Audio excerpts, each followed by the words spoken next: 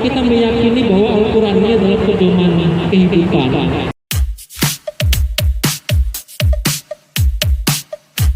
Ibu-ibu kalau beli misalkan ya, beli handphone baru, bukan handphone bekas ya, bukan handphone di Samsung Sweco yang bekas-bekas itu. Kalau beli handphone baru kan biasanya ada kardusnya Bu ya, ada kardusnya dan di dalamnya ada buku petunjuk, betul ya Bu? Kalau handphone baru kan biasanya kita agak kaku untuk menggunakannya. Tampilannya beda, kadang tombol-tombolnya juga beda. Maka dibutuhkanlah buku petunjuk untuk bagaimana kita menyalakannya, kita men-settingnya dan sebagainya. Maka itulah buku petunjuk yang kita yakini untuk bisa mengoperasikan handphone ini. Maka di dalam kehidupan kita pun, ya kalau handphone yang sederhana saja ada buku petunjuknya, maka dalam kehidupan yang berlangsung paling tidak plus minus 60 tahun kita umurnya, butuh juga buku panduan Ibu sekalian. Apa buku panduan? Al-Quran.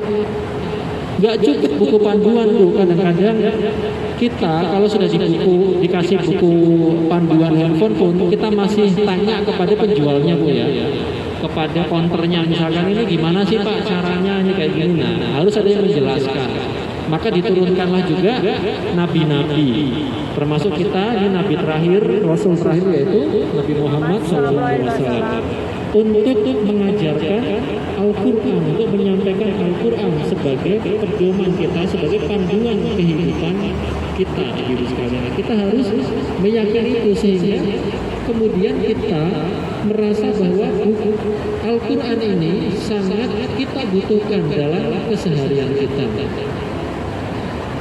Nah, kembali ke tadi, 3 komponen agar kita bisa menerima Al-Quran, agar kita bisa menjadi generasi Al-Quran. Yang pertama adalah hati, ibu sekalian. Yang kedua adalah pikiran. Dan yang ketiga adalah fisik. Maka 3 bekal ini yang Allah berikan kepada kita, ya kita diberikan hati, kita diberikan akal, pikiran, dan kita diberikan fisik. Agar kemudian kita bisa menerima apa yang ada di dalam Al-Quran. Nah, pertama adalah hati, ibu sekalian. Makanan hati itu adalah zikir yang mengingat Allah.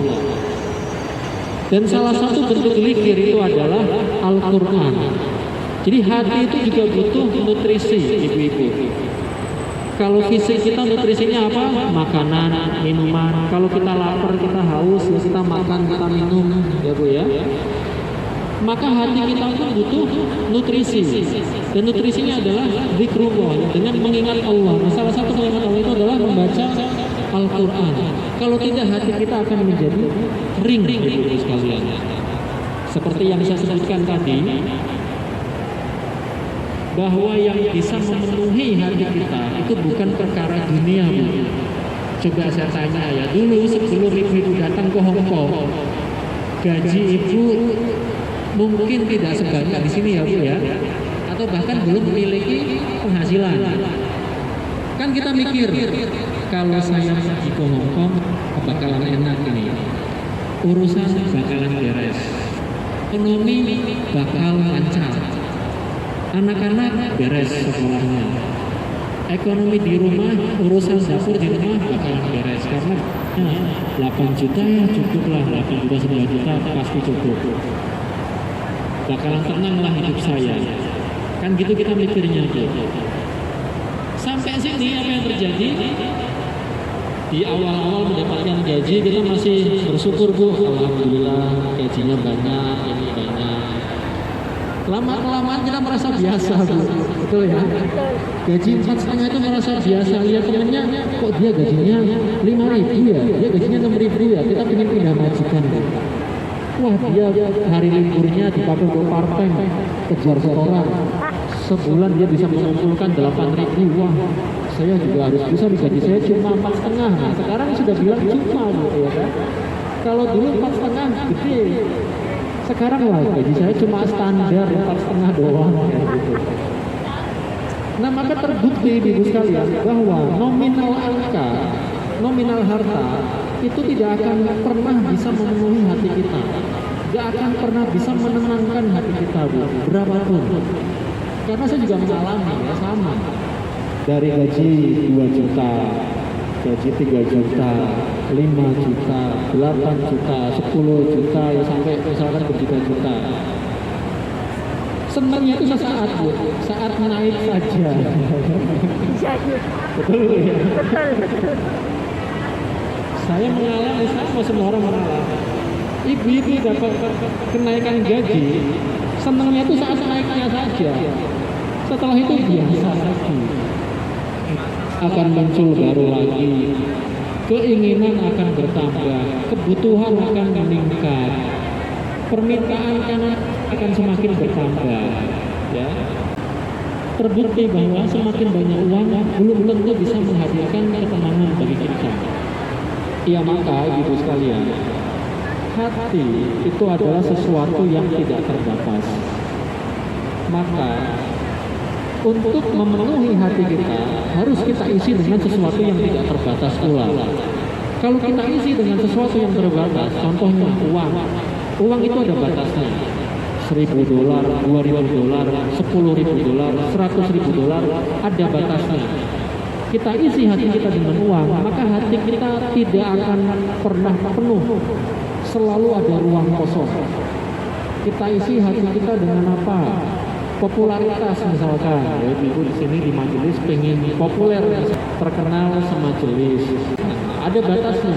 Maka kalau kita isi hati kita dengan kepopuleran, dengan pengen terkenal, nggak akan pernah puas juga.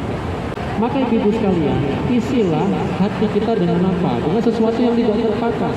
Kita isi dengan Al-Quran, kita isi dengan mengingat Allah, kita isi dengan keridhaan terhadap Allah SWT. Maka insya Allah hati kita akan penuh. Kalau sudah penuh, maka punya uang sedikit ya tenang, punya uang banyak juga tenang, Bu. Jadi bukan perkara punya uang banyaknya, tapi perkara kita mengisi hati kita dengan apa. Ya semalam tuh saya bincang-bincang ya sama istri kan. Ya kata istri, wah, enak nih kalau kita sudah punya rumah, tenang kita ya, nggak ngontrak-ngontrak terus gitu kan. Kalau ngontrak terus kan, dulu ya masih Indonesia kan ngontrak sini, selalu ditekan sama pemilik kontrakan. Enak nih kalau udah punya rumah gitu kan, tenang nih kalau udah punya rumah. Saya bilangin, tenang nggak tenang bukan perkara sudah punya rumah atau belum. Ya mau sudah punya rumah, mau kita kontrak, mau punya rumah sendiri, kalau memang dasar hati kita ini kita isinya dengan dunia, nggak akan pernah tenang, Bu. Ya mau kita apapun itu. Ibu juga sama. Yang sudah punya rumah sama yang belum punya rumah di Indonesia, bukan perkara menjadikan kita menjadi tenang atau enggak, tapi tergantung hati kitanya, kita isi dengan apa. Kalau kita sudah punya rumah tapi kita isi hati kita dengan dunia terus, ya sampai kapanpun juga nggak akan pernah tenang. Sudah punya rumah ini ingin isinya diapain, kok tetangga rumahnya lebih tinggi, kita nggak pengen kalah, tinggikan lagi, ya kan? Begitu seterusnya, nggak akan pernah tenang kita.